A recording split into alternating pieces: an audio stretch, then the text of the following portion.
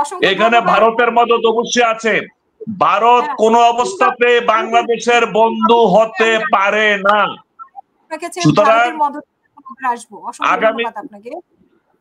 অসংখ্য ধন্যবাদ আপনাকে। আমাদের সাথে যুক্ত আছেন মেজর শাকিল নওয়াজ। আপনাকে স্বাগত জানাচ্ছি আমাদের আজকের অনুষ্ঠানে, এবং আমাদের সাথে যুক্ত হয়েছেন হাসিনুর রহমান বীর প্রতীক, আপনাকেও স্বাগত। মুজিব ভাই, আমি আপনার এই কাছে সরকারকে সিদ্ধান্ত নিতে হবে। ধন্যবাদ, আমি আবার পরে আসবো।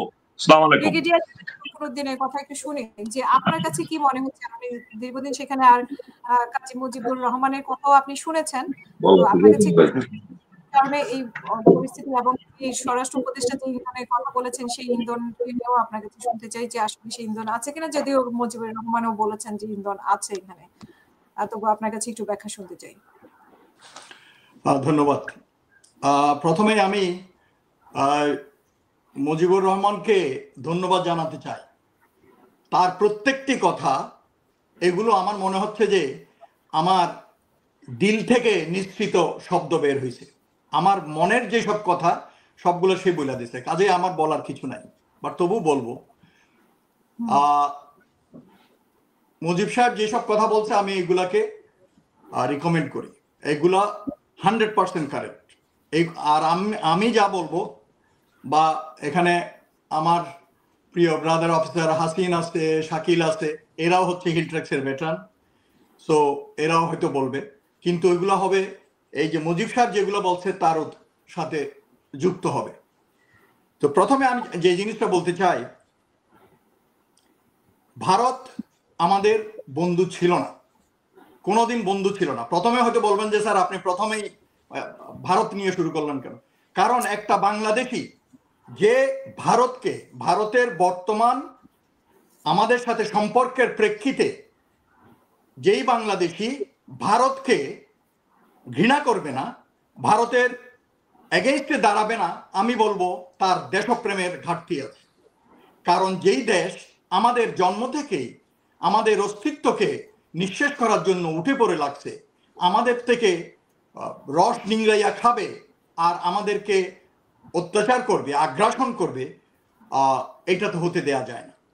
তো সেই জন্য নূতন সম্পর্ক বিবেচনার সময় আসছে। তো ওটা থাক, আমি যে জিনিসটা বলবো, প্রথমেই বলি যে পার্বত্য চট্টগ্রামের, কারণ আমরা যে সময় পার্বত্য চট্টগ্রামে, আমি লেফটেন্যান্ট হিসাবে পার্বত্য চট্টগ্রামে গেছি সেই 81-এ আমি গেছি, 80 শেষের দিকে।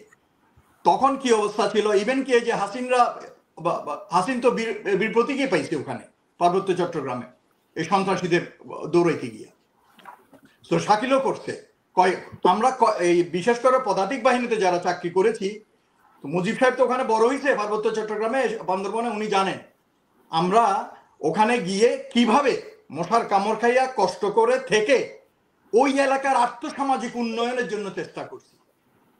আজকে ভারত এইটাকে খালি উস্কাই দে, কিছু হইলেই ওই যে যেটা বললো দুইটা স্লোগান, বাঙালিদেরকে নিতে হবে আর সেনা প্রত্যাহার করতে হবে। এটা কার এজেন্ডা আপনার মনে হয়? আমি সেদিন আমার ছেলেদের সাথে গল্প করতেছিলাম, আমি যখন কমান্ডার ছিলাম, আমি যখন সিও ছিলাম, আমি যখন যাইতাম এই যে পাড়ার ভিতর দিয়ে, আমার রানারের কাছে চকলেট থাকতো, এবং আমি ছোট ছোট বাচ্চা দেখতাম রাস্তার পাশে। আগে তো আর্মি থেকে দূর দিয়ে পালা যেত, পরে যখন দেখতো যে আমি আসছি, আমার চেহারা দূর থেকে দেখে রাস্তার পাশে দাঁড়ায় থাকতো, সালাম স্যার এমন করে হাত দিত, তো আমার রানার ওদেরকে চকলেট দিত। এইভাবে আমরা ভালোবাসা এবং তাদের জন্য কষ্ট করে ওই এলাকার আর্থসামাজিক উন্নয়ন হয়েছে। আজকে ওখানে মোবাইল গেছে, পুজগাঁও লৌগাঁওয়ের মতো জায়গাতে গড়গড়াইয়া গাড়ি চলে যায়, ইলেকট্রিসিটি চলে গেছে, উপজেলা গেছে এরশাদের সময়। তো এইগুলো, এই উন্নয়ন যে হয়েছে, কই এই উন্নয়ন তো আগে হয় নাই? পাকিস্তানের সময় 22 বছরও তো হয় নাই তখন। তো এইগুলো হওয়ার একমাত্র কারণ সিভিল প্রশাসন তো ছিলই, এই আর্মি না থাকলে কোনোদিন এই উন্নয়ন, আর্থসামাজিক উন্নয়ন। তো সেই জন্য সাধারণ জনগণ কিন্তু পার্বত্য চট্টগ্রামের এটা বুঝে, পাহাড়িরাও বুঝে, এদেরকে মিসগাইড করতেছে ওই যে ভারতীয় বয়ান দিয়ে, ভারতীয় বয়ান দিয়ে এদেরকে উস্কাই দেওয়া হয়। সেনাবাহিনী না থাকলে এখানে ফায়দা লুটবে কে? ভারত। বাঙালি চলে গেলে ফায়দা লুটবে কে? ভারত। অথচ বাঙালি ওখানে পাহাড়িদের চেয়ে এখন 1% বেশি। তো কাজেই ভারত প্রথম থেকে এই সমস্যাটা সৃষ্টি করছে। আইয়ুব খান যখন ছিল, মিজো আর্মি ক্রিয়েট করে ওদেরকে একটু পাদানি দিছে, চাপে রাখছে, তখন কিছু করতে পারে নাই। কিন্তু স্বাধীনতার পর থেকে যখনই ওই যে বাংলাদেশকে একটা চাপের ভিতরে রাখার জন্য এই সমস্যাটাকে সৃষ্টি করছে, এই যে সন্তুলামা টন্তুলামা এদেরকে দিয়ে, এদেরকে ওরা আশ্রয় দিছে, ওদের পরিবার নিয়ে ওদের ওখানে ক্যালকাটাতে আগরতলাতে থাকার জন্য ব্যবস্থা করে দিছে, এবং ওদের লোকজনকে ট্রেনিং দিছে, হাতিয়ার দিছে, দিয়া আমাদের দেশে পাঠাইয়া অশান্তি ক্রিয়েট করতো, যাতে আমাদের সরকারকে বাগে রাখে, মুজিবের সরকারকে যাতে বাগে রাখতে পারে, এবং পরবর্তী যেসব সরকার আসছে এই সরকারগুলোকে যেন চাপে রাখতে পারে। আমাদের সেনাবাহিনীর, ইন দ্যাট কেস নিরাপত্তা বাহিনীর, এই আর্মি, পুলিশ, বিডিআর, আনসার, এটার একটা বিরাট অংশ ওই এলাকার নিরাপত্তার জন্য ওখানে ডেপ্লয় করতে হয়েছে। তারপরে অর্থনৈতিকভাবে এই দেশ সরকারকে কাবু করার জন্য, কারণ ওখানে টাকা পয়সারও নিশ্চয়ই ব্যাপার আছে, খরচ হয়। তারপর ওখানে আর্থসামাজিক উন্নয়নের জন্য খরচ করা হয়েছে। তো এগুলো করার পরে ওখানকার জনগণ বুঝে, কিন্তু এই ভারত সবসময় এটাকে উস্কানি দিয়ে আসছে, ওদেরকে আশ্রয় প্রশ্রয় প্রশিক্ষণ এইসব দিয়ে আসছে। দিয়ে আসার পর হাসিনা আসার পরে গত 16-17 বছর কিছু হয়নি, এবং ওই এলাকার উন্নয়নের এক পর্যায়ে এসে সরকার মনে করলো, হাসিনা যখন এর আগে ছিল 96-এ আসলো, তার মাথায় ঢুকাই দিল যে যেন তেন ভাবে একটা শান্তি চুক্তি আপনি কইরা নেন। ওই আবু হাসনাত আবদুল্লাহ ছিল মন্ত্রী, কি মন্ত্রী ছিল মনে নাই, খুলনার, তার চাচা, যে বাস্তি নোবেল পুরস্কার পাইতে হইলে এখানে একটা কিছু কর, সে যেন তেন ভাবে ওখানে একটা অসম শান্তি চুক্তি করলো 1997-এ, যেটাতে বাঙালিদের স্বার্থ রক্ষা করা হয়নি অনেকাংশে। আর এই সন্তুলার মাকে ওখানকার পার্বত্য চট্টগ্রাম পরিষদ থেকে শুরু করে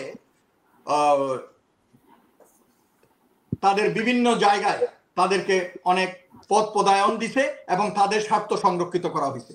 তাদেরকে কোটা দেয়া হয়েছে, তাদের ছেলেরা ভালো মতো কথা বলতে পারে না, ইংলিশ বলতে পারে না, লেখাপড়াতে ভালো না, ওই ছেলেগুলা কোটার ইয়েতে আমাদের সমতল এলাকা বা বাঙালিদের ব্রিলিয়ান্ট ছাত্ররা ডাক্তারি, ইঞ্জিনিয়ারিং, ক্যাডেট কলেজ বা সশস্ত্র বাহিনীতে যাইতে পারে নাই, আর এরা কোটার ভিতর দিয়া সাব স্ট্যান্ডার্ড পোলাপাইন চলে আসে, হোয়াট এভার ইট ইজ। কিন্তু আমার কথা হচ্ছে ওই এলাকার জনগণ এটা বুঝতে হবে যে সরকারের এবং বাংলাদেশি বাঙালি জনগণের তাদের প্রতি যে ভালোবাসাটা আছে, কারণ এই এলাকাকে বিচ্ছিন্নভাবে দেখা যাবে না। সম্প্রতি ত্রিপুরার রাজা উস্কানিমূলক বক্তব্য দিছে যে আমাদের চট্টগ্রাম, পার্বত্য চট্টগ্রামকে আলাদা করে নেবে, এবং ওই যে মুজিবুর রহমান যেটা বললেন যে গত বছর, আমি ওটা বলতে চাচ্ছিলাম যে ওই যে মামুন নামের এক মোটরসাইকেল চোরকে ধরে যেই ঘটনার সৃষ্টি করা হয়েছিল, আবার 1 বছর পরে আবার করা হয়েছে, কারণ ভারত এই ইউনূস সরকার আসার পর যেই বার্তা তাদেরকে দিছে, তাদের মাথা ঘুরে গেছে। ইউনূস বলছে যে বাংলাদেশে পার্বত্য চট্টগ্রাম বা অন্য কিছু নিয়ে আপনারা ফিল্ডিং করলে আপনাদের 7 সিস্টারও ঠিক থাকবে না। তো এরকম দেশপ্রেমিকের মতো একটা কথা যখন শুনছে, যেই কথা ওরা আগে শুনে নাই, আগে তো জি হুজুর হা